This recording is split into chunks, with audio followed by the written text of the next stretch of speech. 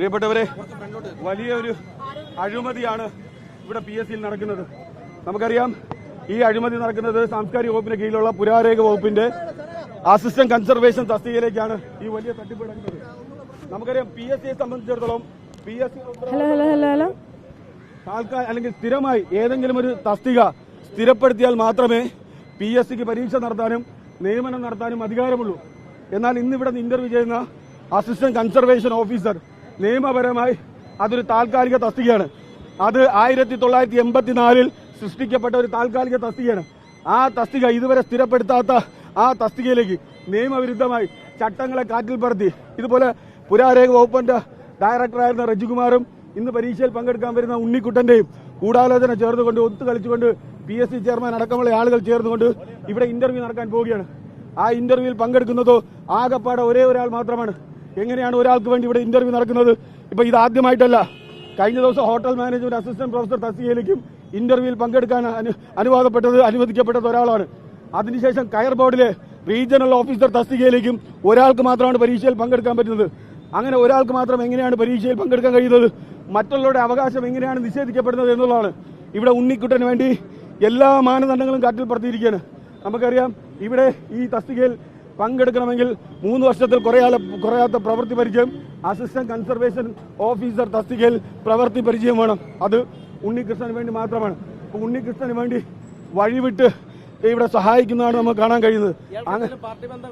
ഉറപ്പായിട്ട് ഉണ്ണികൃഷ്ണൻ ഈ പറയുന്ന ഇടതുപക്ഷ അനുഭാവിയാണ്. പുരാരേഖ വകുപ്പ് ഡയറക്ടർ രജികുമാറിന്റെ സുഹൃത്തിന്റെ മകനാണ്. 2017 അദ്ദേഹം താൽക്കാലികമായി ഇവിടെ ഈ രജികുമാർ ഇതിനകത്ത് അസിസ്റ്റന്റ് കൺസർവേഷൻ ഓഫീസറായി അദ്ദേഹം കയറുന്നത്. അദ്ദേഹത്തിന്റെ പ്രൊഫൈലിനകത്ത് അദ്ദേഹത്തിന്റെ പദവി രേഖപ്പെടുത്തിയിട്ടുണ്ട്. 2017 പോലും അത് സ്ഥിരപ്പെടുത്താത്ത താൽക്കാലിക തസ്തികയാണ്. എങ്ങനെയാണ് പെട്ടെന്ന് അത് സ്ഥിരപ്പെടുത്തിയത് എന്നുള്ളതാണ്. അങ്ങനെ സംശയം തോന്നി വിവരാവകാശ രേഖ പ്രകാരം നമ്മൾ വിവരാവകാശ നിയമപ്രകാരം ഈ തസ്തികയുമായി ബന്ധപ്പെട്ട കാര്യങ്ങൾ അന്വേഷിച്ചു. അതിൽ പുരാരേഖ വകുപ്പ് പറയുന്ന മറുപടി എന്ന് പറയുന്നത് ഇത്തരമൊരു തസ്തിക സ്ഥിരപ്പെടുത്തിയായിട്ടുള്ള ഒരു രേഖയും പുരാരേഖ വകുപ്പിനകത്തില്ല എന്ന് സർക്കാരിന്റെ വിവരാവകാശ രേഖ ബോധ്യപ്പെടുത്തുകയാണ്. ഈ രേഖയുടെ അടിസ്ഥാനത്തിൽ ഇവിടെ നടക്കുന്ന പരീക്ഷ ഇന്റർവ്യൂ അത് നിയമവിരുദ്ധമാണ് എന്നുള്ളതിൽ ഒരു തർക്കവുമില്ല. ഇപ്പോൾ പുരാരേഖ വകുപ്പിനെ സംബന്ധിച്ചിടത്തോളം സർക്കാരിന്റെ മുഴുവൻ ഉത്തരവുകളും സർക്കാരിന്റെ സകല രേഖകളും കേടുകൂടാതെ കൃത്രിമം കാട്ടാതെ സൂക്ഷിക്കാൻ ഉത്തരവാദിത്തപ്പെട്ട വകുപ്പ് പുരാരേഖ വകുപ്പാണ്. ഇത് പുരാരേഖ വകുപ്പിനകത്തുള്ള ഒരു തസ്തികയാണ് അസിസ്റ്റന്റ് കമ്മീഷണർ ഓഫീസർ തസ്തിക. ആ തസ്തികയുടെ നിയമനവുമായി ബന്ധപ്പെട്ട ഉത്തരവ് എവിടെയെന്ന് പുരാരേഖ വകുപ്പിനോട് ചോദിച്ചപ്പോൾ അവർ കൈമലർത്തുകയും അങ്ങനെ ഒരു രേഖയില്ല എന്ന് പറയുകയും ചെയ്യുന്ന അടിസ്ഥാനത്തിൽ ഇതിനകത്ത് അഴിമതി നടന്നിട്ടുണ്ട് എന്നുള്ളതിന്റെ ഏറ്റവും വലിയ തെളിവായി ഈ വിവരാവകാശ രേഖ മാറുകയാണ്.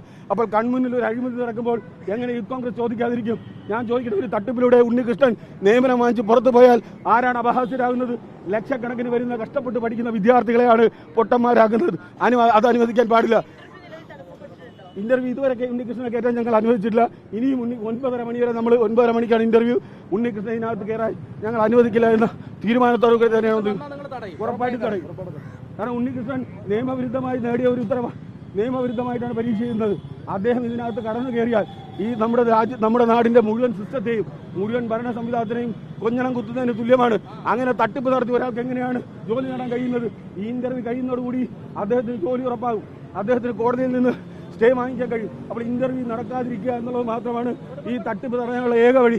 അതുകൊണ്ടാണ് യൂത്ത് കോൺഗ്രസ് ഇവിടെ വന്നത്. ഇപ്പോൾ PSC ചെയർമാൻ വേണമെങ്കിൽ ആക്ഷേപം ഉന്നയിച്ച സമയത്ത് PSC ചെയർമാന്റെ മുന്നിൽ പരാതി പോയിട്ടുണ്ട്. നിങ്ങൾ നടത്തുന്ന ഈ പരീക്ഷ ക്രമവിരുദ്ധമാണ് എന്ന് PSC ചെയർമാനോട് പരാതി പറഞ്ഞിട്ടുണ്ട്, ആക്ഷേപം ഉന്നയിച്ചിട്ടുണ്ട്. PSC ചെയർമാൻ എന്തുകൊണ്ട് ഈ വിവരാവകാശ രേഖ പരിശോധിക്കുന്നില്ല, എന്തുകൊണ്ട് നിർത്തിവെക്കുന്നില്ല? അപ്പോൾ ഉണ്ണികൃഷ്ണന്റെ കയ്യിൽ നിന്ന് കാശ് വാങ്ങിച്ചുകൊണ്ടാണ് PSC ചെയർമാൻ ഇവിടെ നടപടികൾ പൂർത്തീകരിക്കുന്നത്. അങ്ങനെ കക്കൂല് വാങ്ങിച്ച് പ്രവർത്തിക്കുന്ന PSC ചെയർമാനെ ഞങ്ങൾ മുമ്പോട്ട് പോകാൻ അനുവദിക്കാൻ പറ്റില്ല. ഞങ്ങളുടെ ആവശ്യം തട്ടിപ്പ് സംഘങ്ങളായ ഈ പറയുന്ന പുരാരേഖ വകുപ്പ് ഡയറക്ടറായ റജിമോനെയും ഈ ഉണ്ണികൃഷ്ണനെയും അതുപോലെ തന്നെ ഇതിനകത്തിരിക്കുന്ന PSC ചെയർമാനെയും അറസ്റ്റ് ചെയ്ത് നടപടികൾ സ്വീകരിക്കുക എന്നുള്ളതാണ് ഞങ്ങൾക്ക് പറയാനുള്ളത്. ഇതിനേക്കാൾ വലിയൊരു തെളിവ് ഈ വിവരാവകാശ രേഖയെ വെല്ലുന്നൊരു തെളിവ് മുമ്പോട്ടില്ല. ഞാൻ നേരത്തെ പറഞ്ഞതുപോലെ ഇവിടെ സമാനമായ രീതിയിൽ ഇത് 3ാമത്തെ പരീക്ഷാ തട്ടിപ്പാണ്. ഒരാൾക്ക് വേണ്ടി മാത്രം എന്തിനാണ് പരീക്ഷ എടുക്കുന്നത്? ആ ഇന്റർവ്യൂ നടത്തേണ്ട ഒരു കാര്യമില്ലല്ലോ. അദ്ദേഹത്തിന് നേരിട്ട് നിയമനം നൽകാലോ. നോക്കൂ, പുരാരേഖ വകുപ്പ് യോഗ്യനായ ആളിന്റെ യോഗ്യത എന്ന് പറയുന്നത് 5 വർഷം ഇതിനു മുമ്പേ താൽക്കാലിക ജീവനക്കാരനായിരുന്ന ആൾക്കാണ് പുരാരേഖ വകുപ്പിൽ ഷോർട്ട് ലിസ്റ്റിൽ വരുന്നത്. അതിനുശേഷം കയർഫെഡ് ഈ പറയുന്ന റാങ്ക് ലിസ്റ്റിൽ ഉൾപ്പെട്ട ആള് അവിടെ താൽക്കാലികമായി ജോലി ചെയ്യുന്ന ആളാണ്. അദ്ദേഹത്തിന് മാത്രമാണ് ഇന്റർവ്യൂവിൽ പങ്കെടുക്കാൻ കഴിയുന്നത്. അതുപോലെ ഹോട്ടൽ മാനേജ്മെന്റ് അസിസ്റ്റന്റ് പ്രൊഫസർ തസ്തികയിലേക്ക് ഒരാൾക്ക് മാത്രമാണ് ഷോർട്ട് ലിസ്റ്റിൽ കടക്കാൻ കഴിഞ്ഞത്. അത്തരത്തിൽ ഇതുപോലെ ഇഷ്ടപ്പെട്ടവരെ മാത്രം നിയമിക്കുന്നതിന് വേണ്ടി സകല ചട്ടങ്ങളെയും നിയമങ്ങളെയും കാറ്റിൽ പറത്തി മുമ്പോട്ട് പോകുന്ന ആ വ്യവസ്ഥിതിക്കെതിരെയാണ് യൂത്ത് കോൺഗ്രസ് ശക്തമായി പോരാട്ടം നടന്നത്. അത് ഇന്ന് തുടങ്ങിയതല്ല, കഴിഞ്ഞ എത്രയോ നാളുകളായി PSCക്കകത്തുള്ള തട്ടിപ്പിനായി ശക്തമായ പോരാട്ടം നടത്തുകയാണ്. ആ പോരാട്ടം തുടരുക തന്നെ ചെയ്യും.